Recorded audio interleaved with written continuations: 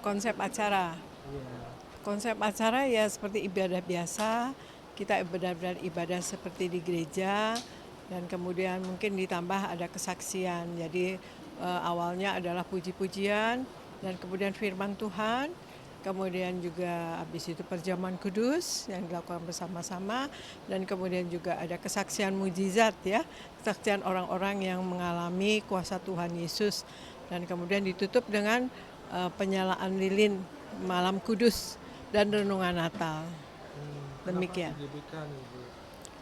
Kenapa di GBK? Pertama dulu kita selalu di Istora, tapi lama-lama tidak muat memang, tapi tidak ada niat sama sekali waktu itu ke GBK, tetapi mendiang Bapak Pariaji waktu itu kita ke kota Solo, dan waktu kembali ke Jakarta dikatakan bahwa nanti Natal di Gelora Bung Karno, karena memang waktu itu sudah di tempat mana-mana tidak muat.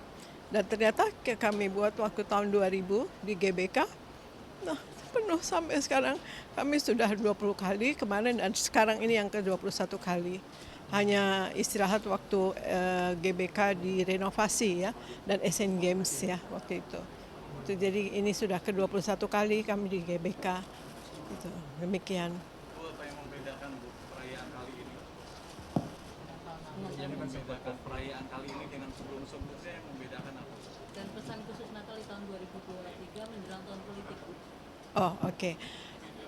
Yang membedakan mungkin tidak ada ya, pesan Natal dari tahun ke tahun pasti sama, ya membawa damai, kasih Tuhan, ya disertai Tuhan.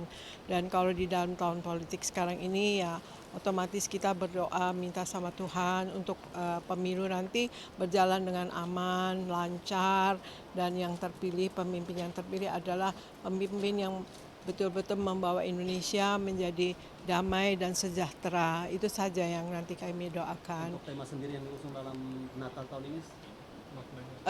Semua yang menerimanya diberi kuasa sebagai anak-anak Allah. Itu. Ya? Alasan pemilihan dari tema itu sendiri, makna pesan yang Karena memang itu kata-kata dari Allah sendiri, Tuhan Yesus sendiri kan, semua yang menerima Tuhan Yesus diberi kuasa sebagai anak-anak Allah. Jadi kita ada kuasa dan wibawa dari sorga sesungguhnya kalau kita sebagai anak Tuhan Yesus. Seperti itu. Dan ini sehari-hari gimana Bu dalam kehidupan sehari-hari dalam tema ini? pesan jemaat sendiri.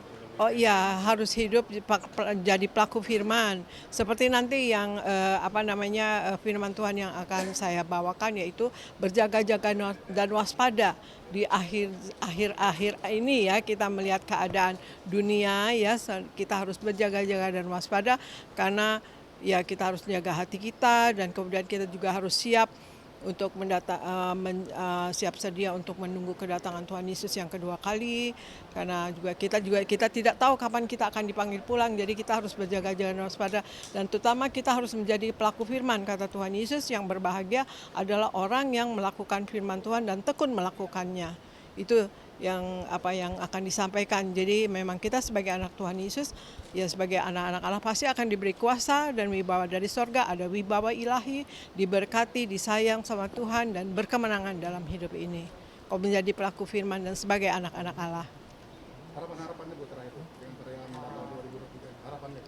Harapannya ya kita semua, ya terutama negara Indonesia, diberkati Tuhan, tidak resesi dan ekonomi baik, dan semua penduduk semuanya punya penghasilan yang baik, dan tidak ya kemiskinan dapat dikecilkan lah, dapat ditingkatkan kesejahteraan ekonomi, dan kemudian juga otomatis kita juga berharap orang-orang Kristen juga gitu diberkati gitu. Kemudian juga ya kita semua harapannya semua kita dalam berkat Tuhan gitu.